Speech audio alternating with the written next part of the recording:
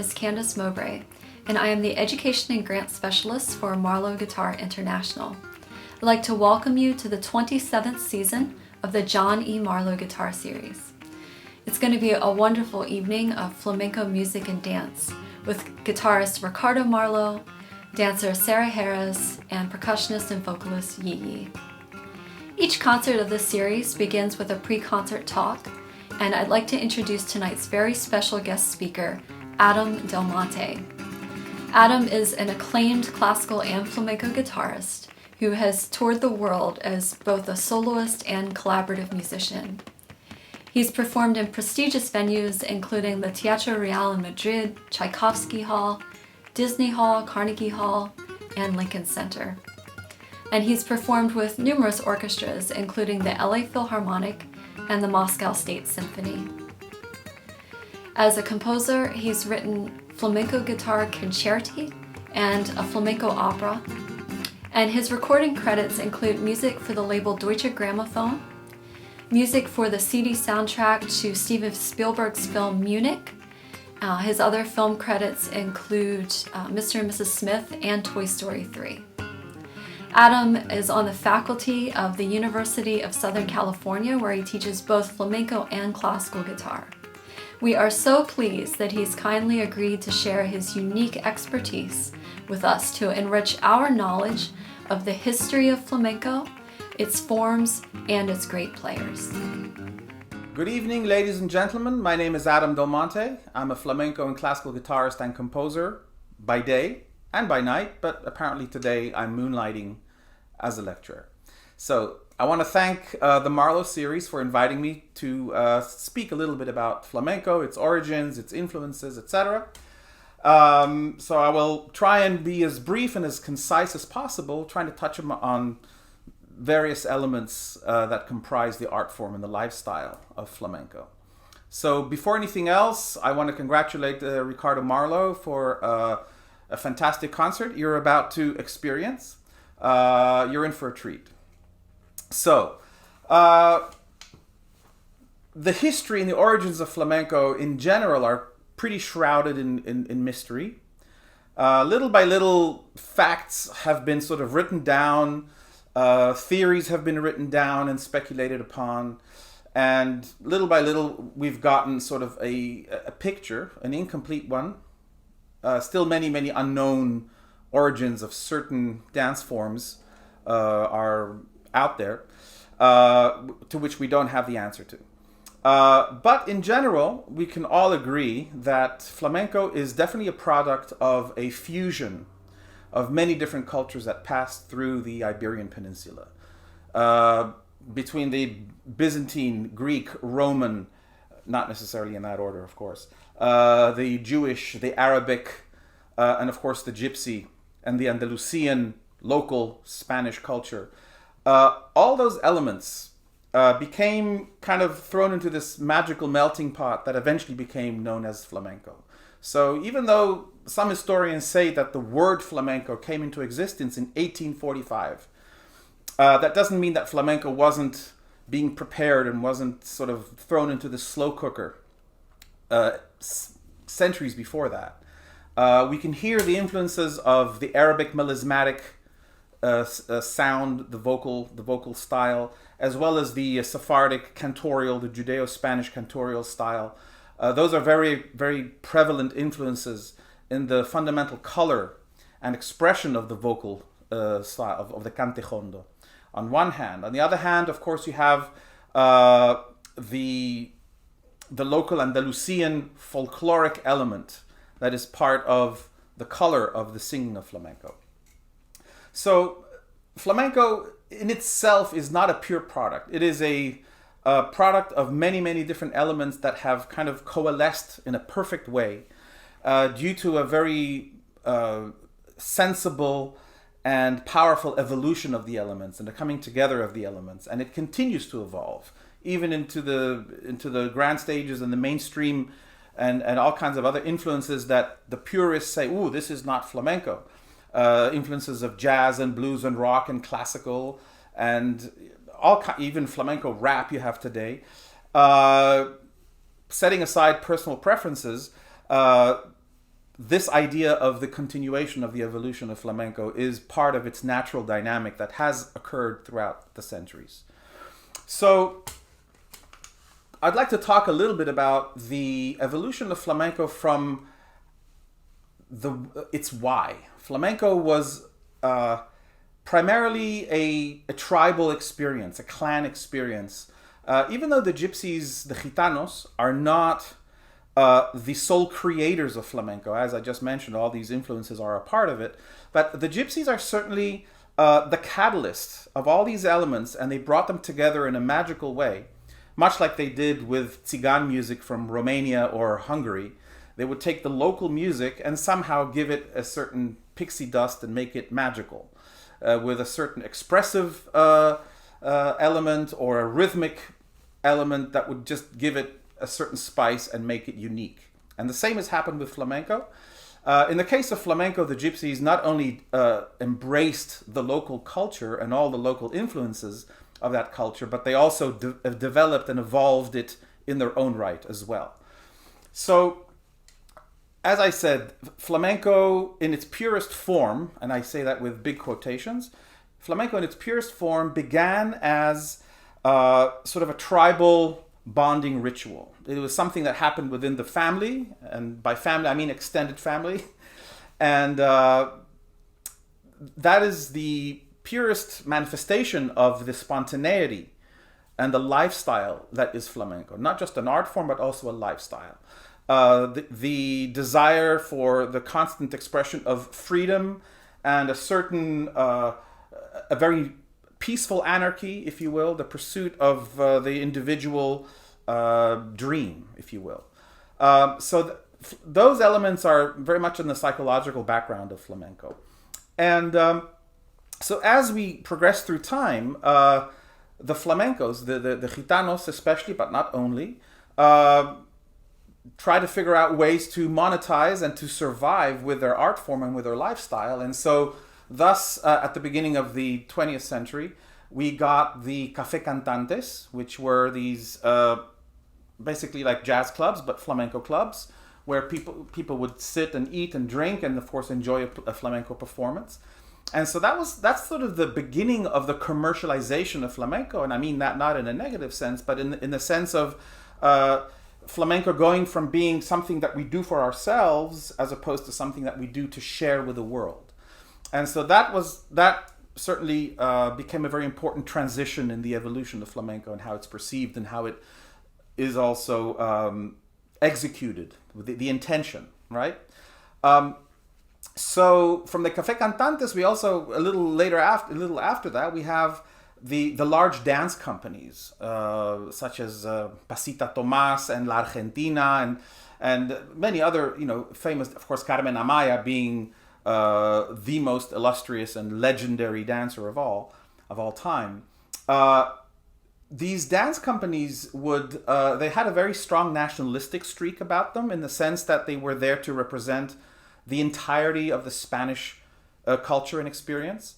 And so at the beginning, these companies would actually perform not only flamenco, but also jota, escuela bolera, clásico español. So all these sort of different regional styles from Spain that have less to do with flamenco, although there are always some kind of connection. But they're definitely, some of them are sort of these offsprings and also influences on flamenco. But flamenco, in its purest sense, was eventually took over, and it was really thanks to Carmen Amaya, the legendary dancer, who, as you may know, toured extensively and had a very long presence here in the United States, and playing also with Savicas, the legendary guitarist, who also moved to New York, and so, due to her temperament, being pretty much the de facto queen of the gypsies, Carmen Amaya divulged and spread the word of flamenco, and it just kind of took over the other Spanish styles. So going back to flamenco, so within that context of the dance companies, the notion of flamenco being something that can fill the grand stage became more and more mainstream and more accepted.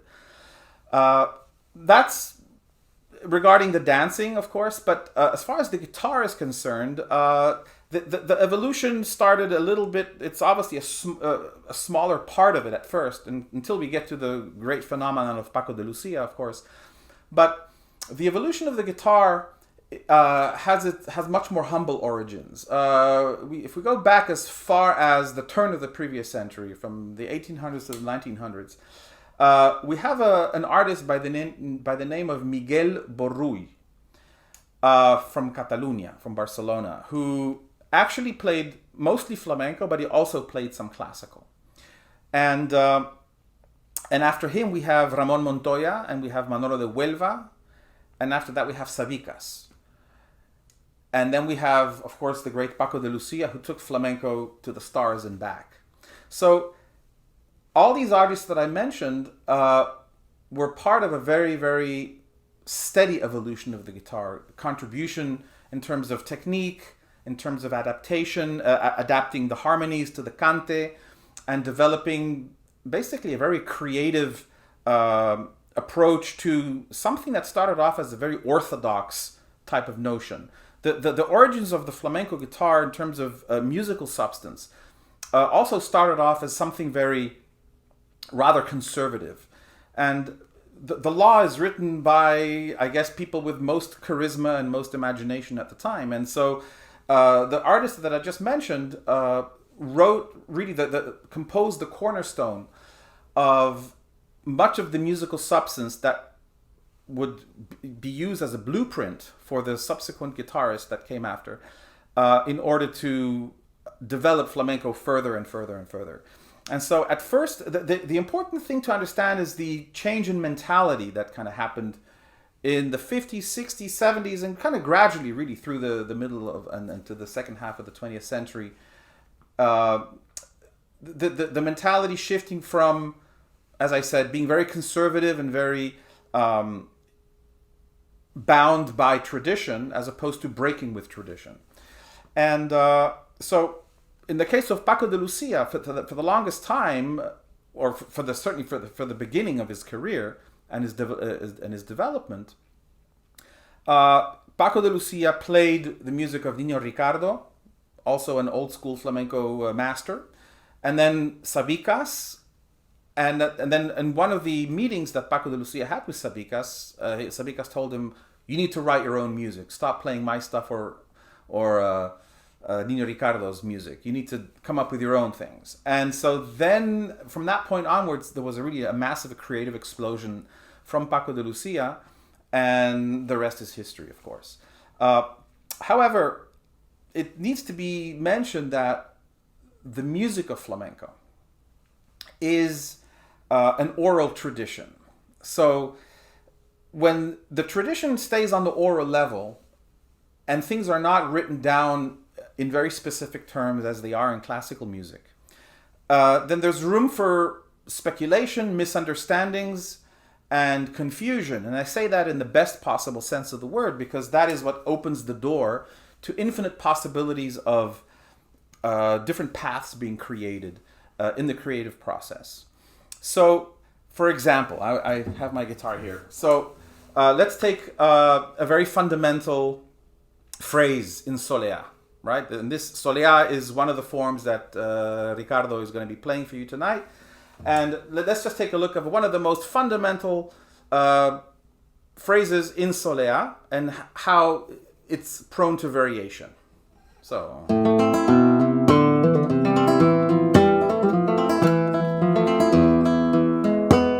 right? This is a very, very traditional type of phrase. I played it.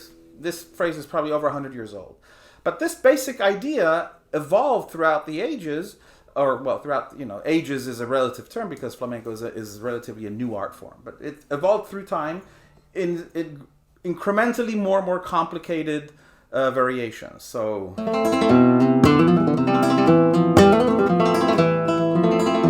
or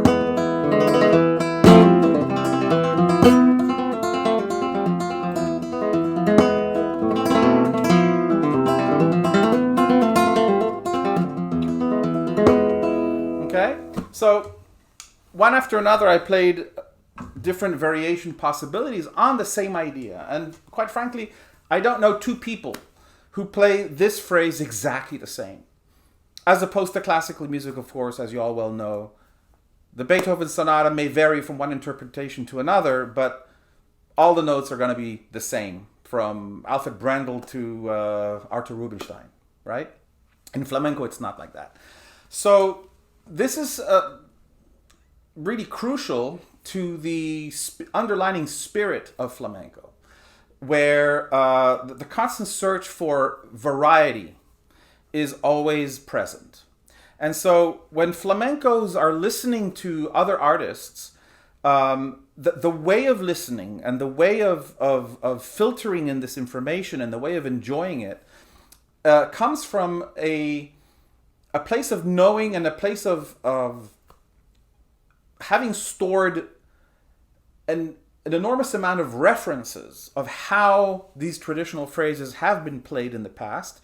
And they're kind of waiting and expecting to be surprised. They want the artist in the moment to share with them their own vision of the tradition that we're all familiar with. And so that is something that is very, very important in terms of the quality of the listening and also the expectation that the listener, the audience members have, is exactly that. Having in the background all this massive suitcase full of criterias and prior knowledge, and therefore listening to see how is this artist right now innovating or telling the same story or a similar story with a different twist, with a different angle, a different flavor even. So these are some of the things that are very much part of the spirit of flamenco. The influences in the voices, for example, the cante jondo, is another subject that, again, we could go on forever, but I would just like to say that what's interesting to note is in the past, and I mean the 20s, the 30s, the 40s, the 50s, there was there was a lot of diversity in the types of voices.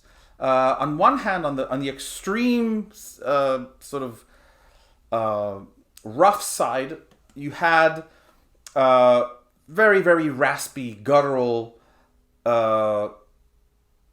stringent voices, if you will, even very, very rough but very expressive, where the aesthetic of a beautiful tone from a Western perspective is not exactly the first on the agenda, but rather the raw expression is what matters most, and the absolute authenticity and sincerity in the moment. Especially when it comes to expressing the pain that we hear in flamenco, that is always an undercurrent. On the other side, you had voices like Don Antonio Chacon and Silverio Franconetti, who we don't have recordings of him. I believe we don't have recordings of him, but he brought a dimension and an element of an operatic quality into flamenco. And so those two extreme styles of singing, and on the other extreme, I failed to mention people like Manuel de la Agujetas, for example, who's like one of the rawest sounding flamenco singers of all time, yet he makes pain sound so beautiful. What can I say?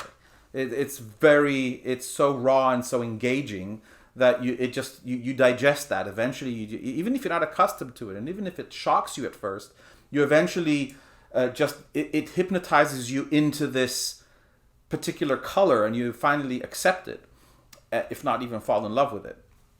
So you have these two very, very different expressions that eventually kind of got together. Other giants such as Manolo Caracol is already a perfect mixture, in my personal opinion, of the roughness and the lyricism that we have in these two extremes. And of course, I couldn't fail to mention my personal idol and everybody else's personal idol, Camarón de la Isla, who just had a absolute magical voice, which was laced with pain, with drama, but with silky fluidity, unlike anyone else ever since. So these are kind of the important parts that I would say, again, very, very basically, about the singing styles and the types of voices that we have in flamenco. And lastly, I'd like to talk a little bit about the different forms. I'm going to do a quick journey through the different forms of flamenco, and some of which Ricardo will play tonight, and some which he doesn't. He won't play tonight, but they're worth mentioning because they're very, very fundamental to the understanding of flamenco. So we have sort of I've categorized things in a bit of a cross configuration, from up to down, meaning the most serious in terms of drama, pathos, intensity, gravity, seriousness, if you will, and going down and becoming sort of lighter and lighter and lighter and more popular. And then right and left columns have to do with the division of dance forms, which are rhythmic, versus only song forms, which are free. They're non-rhythmic. So I'll give a few examples of each. Not all of them, because there's many, many, many different forms, many what they call palos. I guess they refer to sticks or branches from the tree, if you will. But let's start with the most dramatic and the most serious of all flamenco dance forms, and forms in general. That would be the seguirilla, which is also and has various cousins like the toná, the martinete, and cabales. Here is where the part of sort of the mystery and the unexplained aspect of flamenco is. And so since there's no concrete evidence of anything exactly saying where it came from, many times people just kind of go with their intuition, and they sometimes make things up, and so a lot of it is very mysterious, to be honest, in terms of the origin of the seguirilla. But the seguirilla, in terms of the verses, the lyrics they usually talk about tragic events, personal and general. And just to give you a quick example, the seguirilla, it's a rhythm that has 12 beats, and is divided into groups of 2, 2, 3, 3, 2. So it's 1, 2, 1, 2, 1, 2, 3, 1, 2, 3, 1, 2.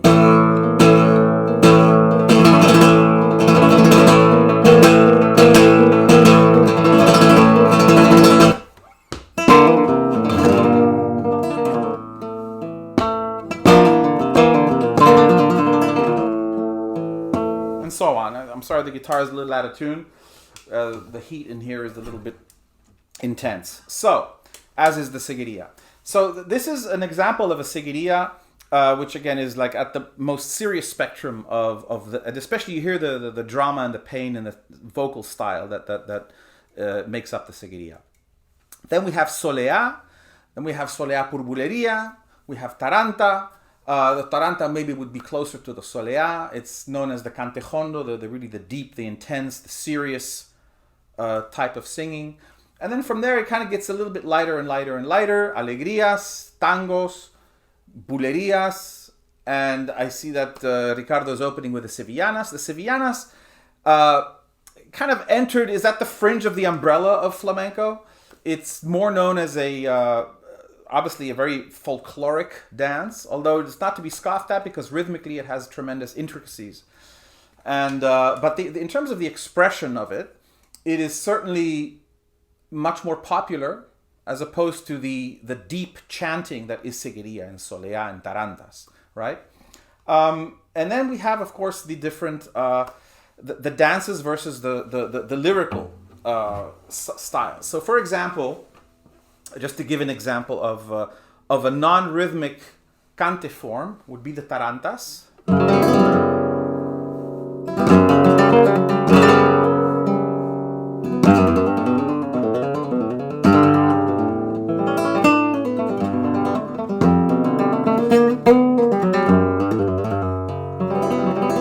As you can see, the tonality has a very deep and sort of an echo of the mind type of sound to it.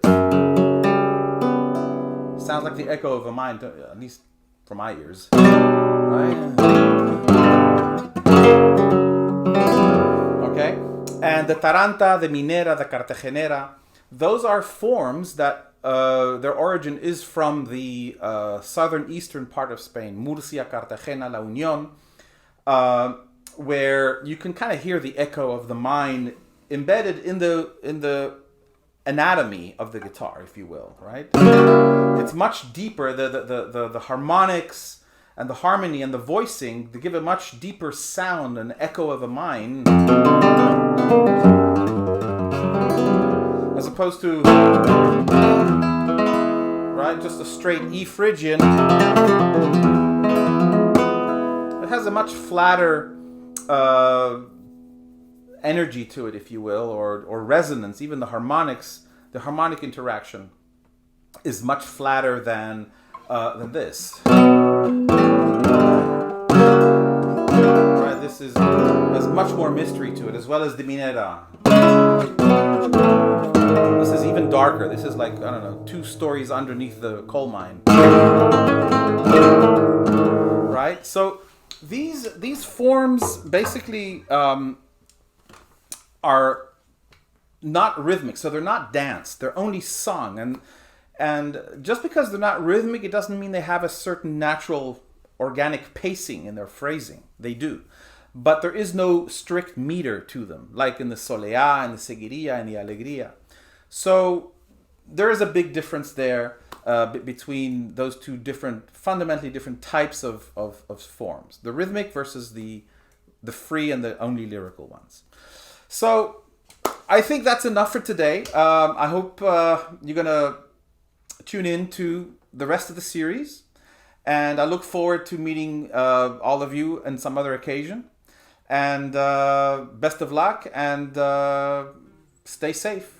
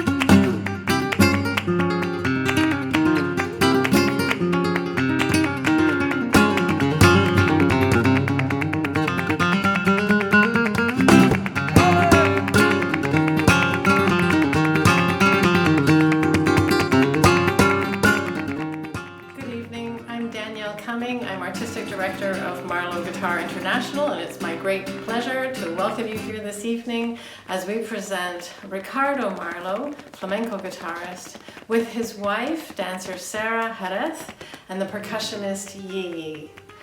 Longtime friends of the Marlow series will know that Ricardo is the son of John Marlow, after whom our series is named.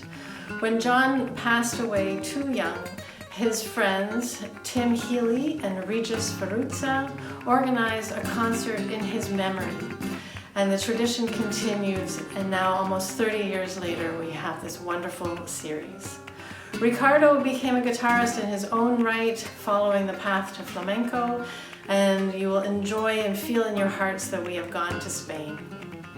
Please don't forget to check the second link in your registration email, because that will take you to the after performance gathering where you can ask questions and say hello.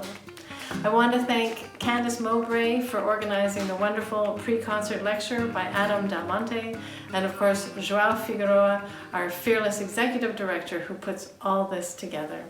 Thank you for being here. Enjoy. First piece I'd like to play is a traditional piece called Soleá. My own composition, my own falsetto is based on the traditional form.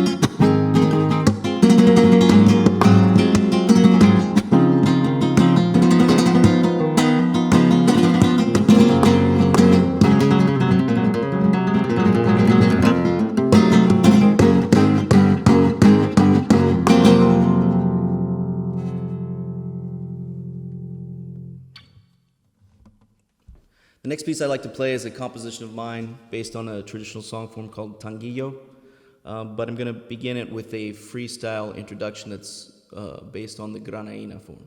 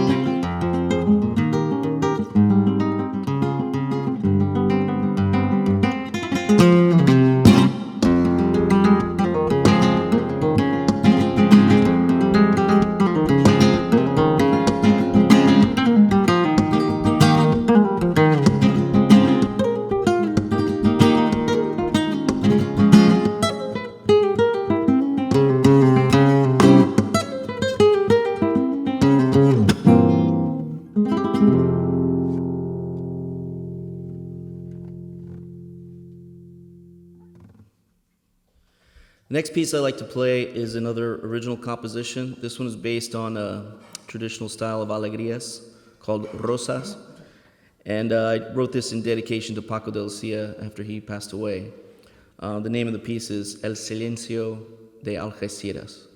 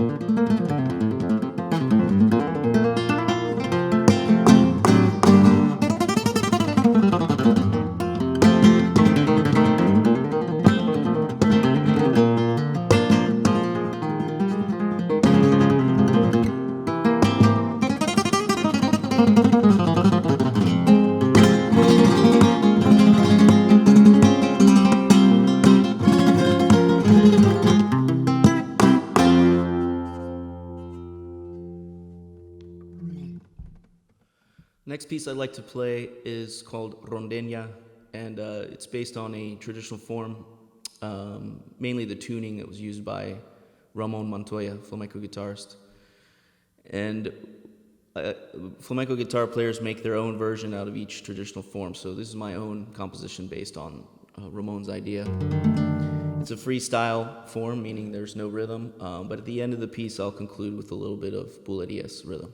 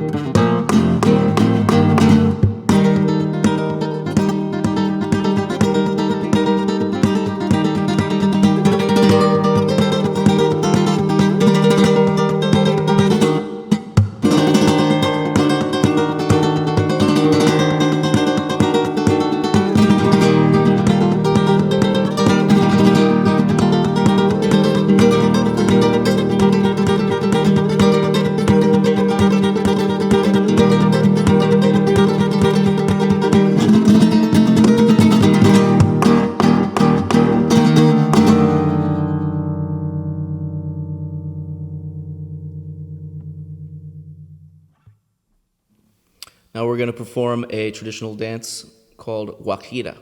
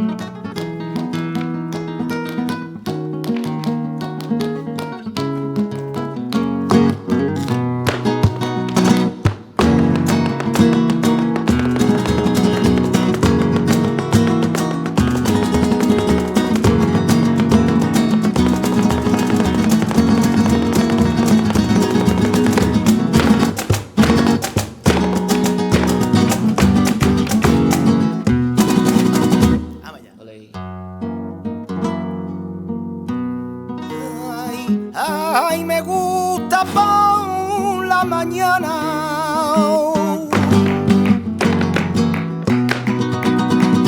Después del café bebido, ay, pasearme por La Habana, ay, con mi cigarro encendido, ay, pasearme por La Habana, ay, con mi cigarro encendido, ay, yo le vi.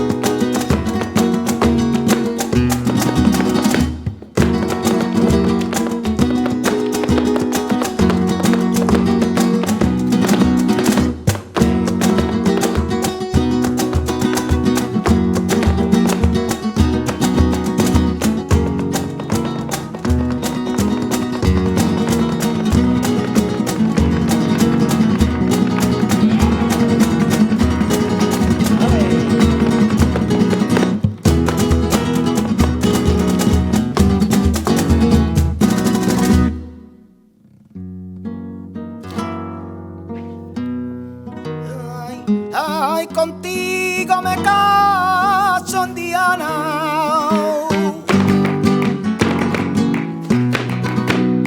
Ay, si se entera tu mamá, ay, se lo dice a tu papá.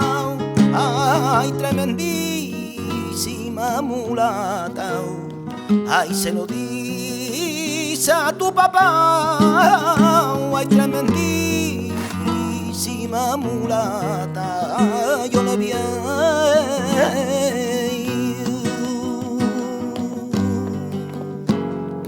Vaya, Sara.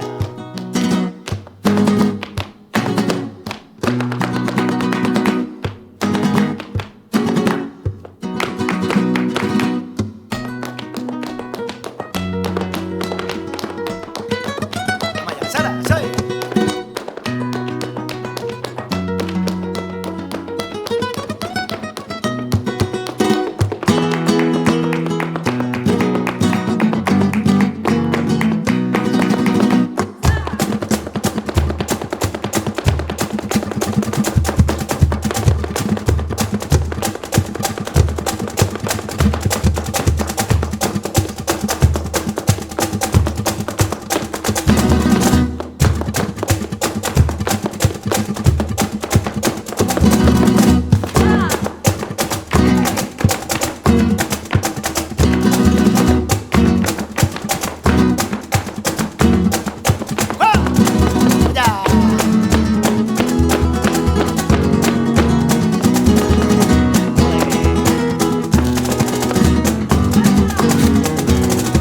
cuerpo y el mío, un tito los dos, de la misma sangre y el mismo color. Tumbadito en la arena y haciendo el amor. Tu cuerpo y el mío, un tito los dos, de la misma sangre y el mismo color. Tumbadito en la arena y haciendo el amor.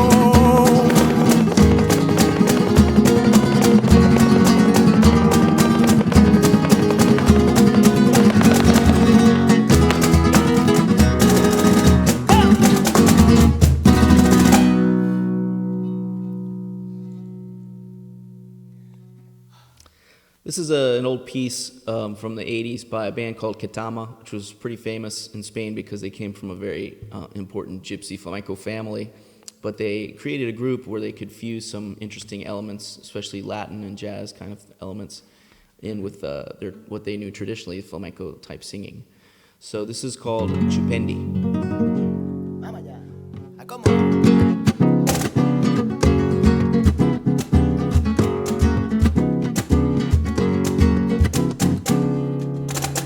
Ayer tu amor ya pertenece a mi pasado. Tu beso, tu mentira, tu caricia y tu mano. Tu mirada dulce en la lluvia me cautivó. Ay, pero hoy tengo que decirte que te quiero y que estoy enamorado de tu beso. Ay,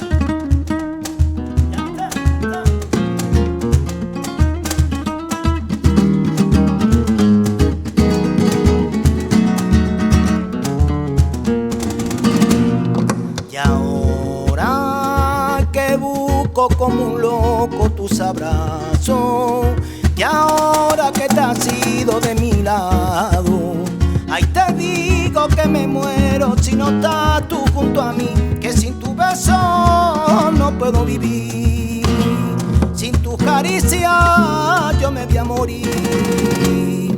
Tan solo estoy viviendo de ilusiones y el fuego de este amor ya se ha apagado. Quisiera que el tiempo todo lo borrara y que mi corazón no sufra por tu ausencia. Ay, que haría que dejaste se curara. Quisiera que el tiempo todo lo borrara y que mi corazón no sufra por tu ausencia. Ay, que haría que dejaste se curara. Vaya.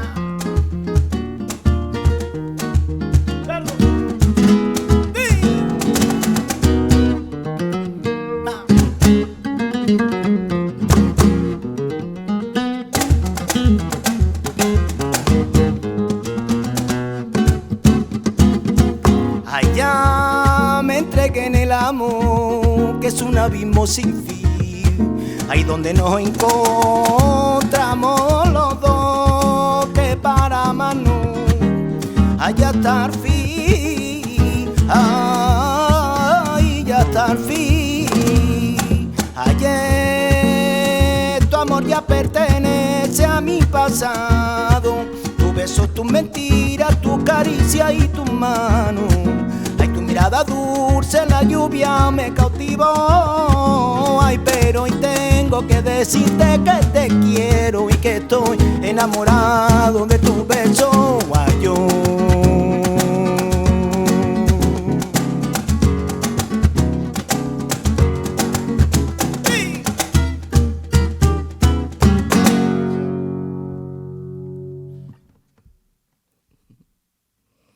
The next piece I'd like to play is a composition by Paco de Lucia.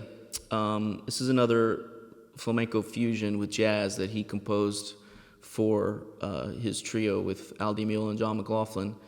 And the idea, I think, was it's called Chiquito, so I think he dedicated it to Chick Corea, who was very inspiring for those guys, what they were doing with the fusion. And when I first heard the piece, it was very modern and abstract to me, when I was a kid. And later, when I learned about flamenco, I learned what the rhythm was, the compás that he was using. So it's probably the unique piece that the guitar trio did with the flamenco rhythm. The other ones were mainly like 4/4, kind of mixing rumba with jazz kind of Latin feel. But this piece is using flamenco compás or rhythm. And also the melody is basically an arrangement, kind of a jazzed up arrangement of an old piece by Federico Garcia Lorca, called Anda Jaleo. So this is Paco de Lucia's take on Anda Jaleo.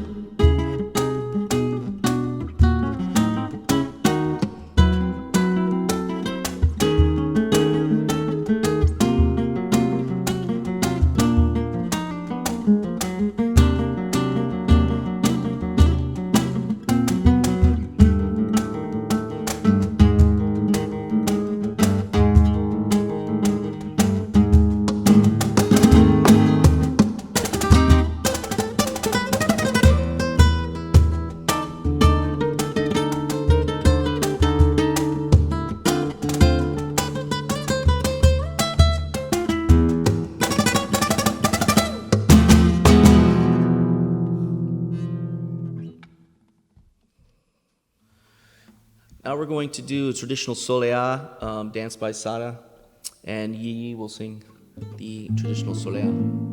Vamos a verlo ahí.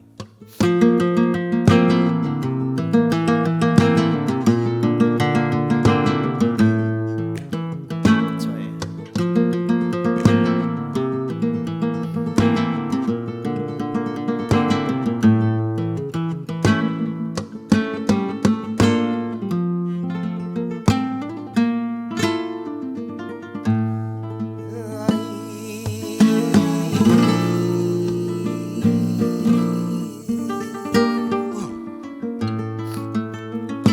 Ay, leri, lere, lere, lere, le, ay, ay, ay, ay.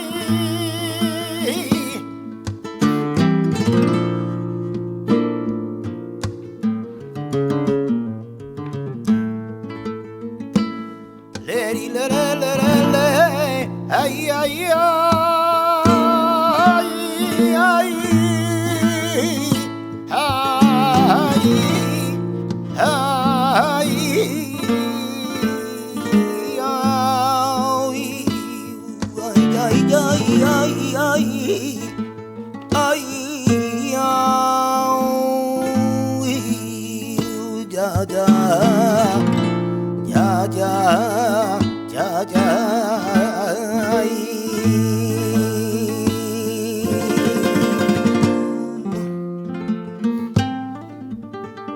Vamos a ver, Sara.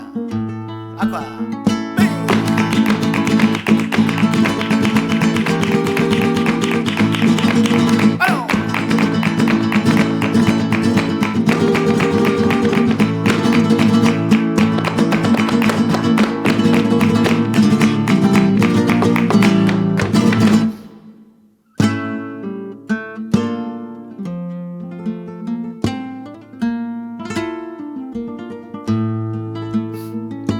Ay, la banderilla de el puente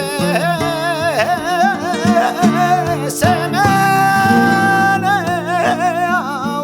a cuanto yo paso.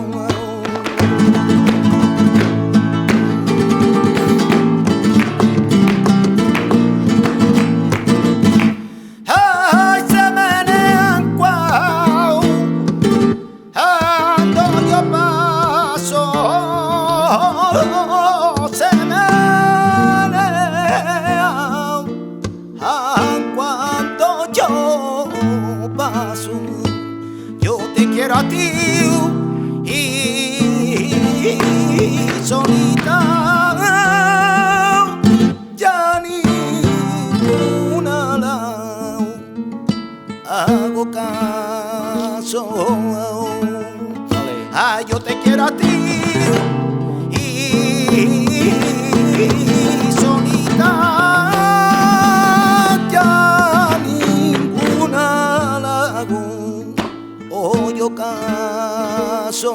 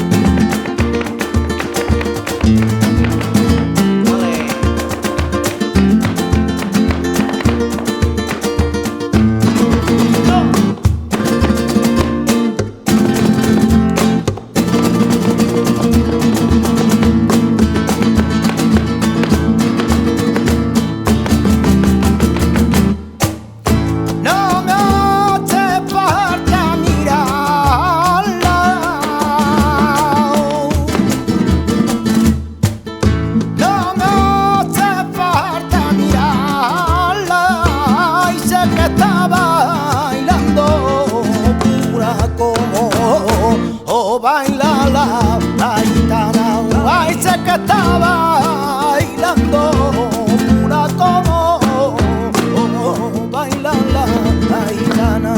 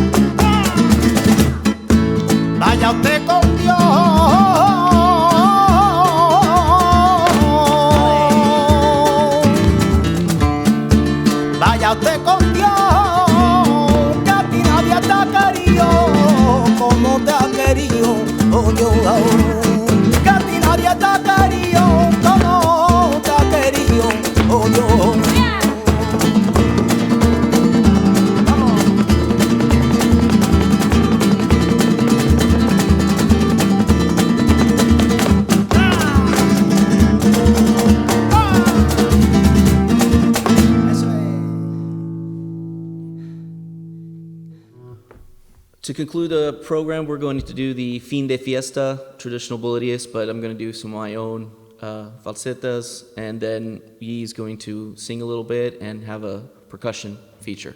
Vamos allá, Ricardo.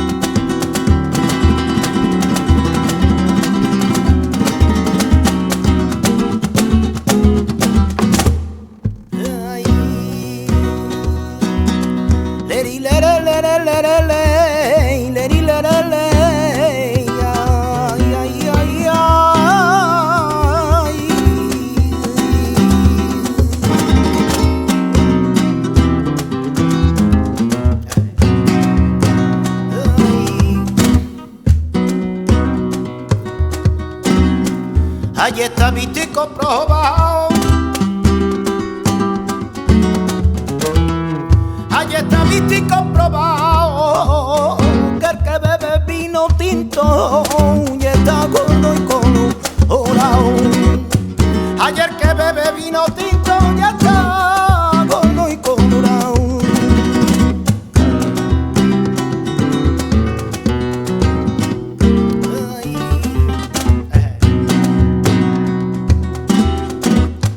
Hay de las tres que están bailando, la que tiene el delantal.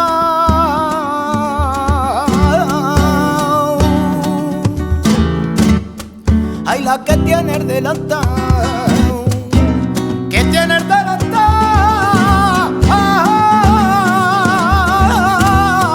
Allá la novia de mi hermano, pronto será mi cuñado. Allá la novia de mi hermano, pronto será mi cuñado.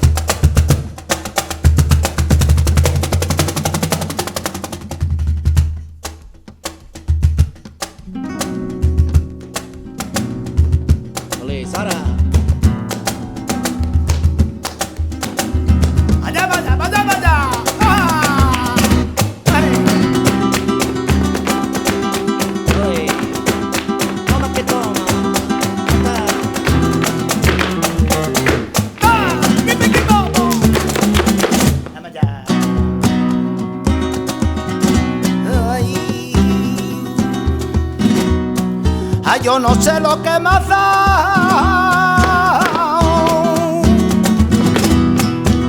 no sé lo que me has dado. Allá mi cuerpecillo mare, que era sano y lanceado. Allá mi cuerpecillo mare, que era sano y lanceado. Son los toreros los que se ponen chintanes el pelo.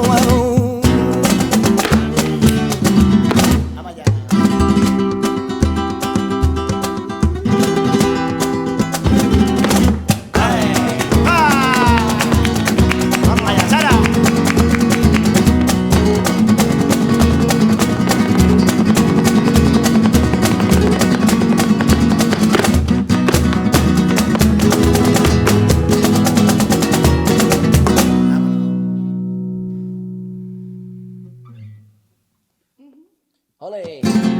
¡Vámonos! ¡De acuerdo! ¡Sí!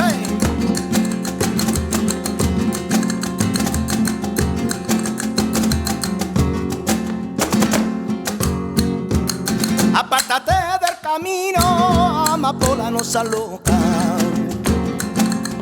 Amapola no seas loca, apártate del camino, amapola no seas loca. Y apártate del camino, amapola no seas loca. Amapola no seas loca, porque tengo mal de amores y tu color me provoca. Porque tengo mal de amores y tu color me provoca. ¡Vamos allá! Verde el río, morena al aire, hay roja su boca. Apártate del camino, amapola no seas loca. ¡Vamos allá! ¡Eso es! ¡Vamos para la segunda, señores!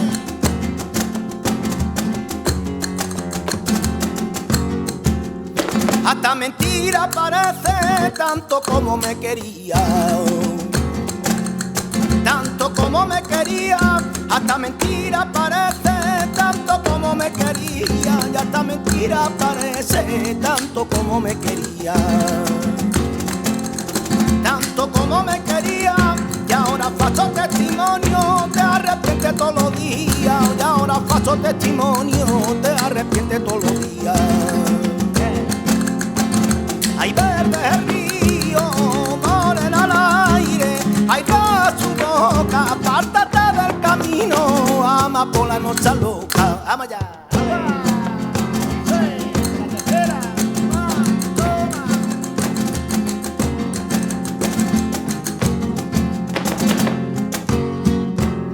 Huyendo voy a amapola del dolor del desengaño,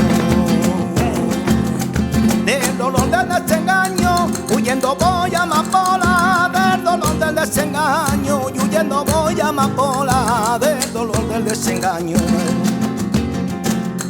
del dolor del desengaño, y más grandes son mis penas mientras más camino ando, y más grandes son mis penas mientras más camino ando. Hay verde el río, morena al aire, hay va su boca, apártate del camino, ama por la noche loca. Vámonos con la última. Eso es. Señores, vaya.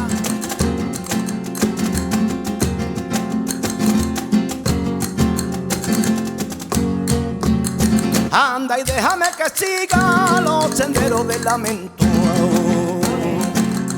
los senderos del lamento, anda y déjame que siga los senderos del lamento, anda y déjame que siga los senderos del lamento, los senderos del lamento, pa' buscar manantiales, pa' mi corazón sediento, pa' buscar manantiales, pa' mi corazón sediento. ¡Vamos! Verde el río, morena al aire, hay su boca, apártate del camino, ama por la noche loca.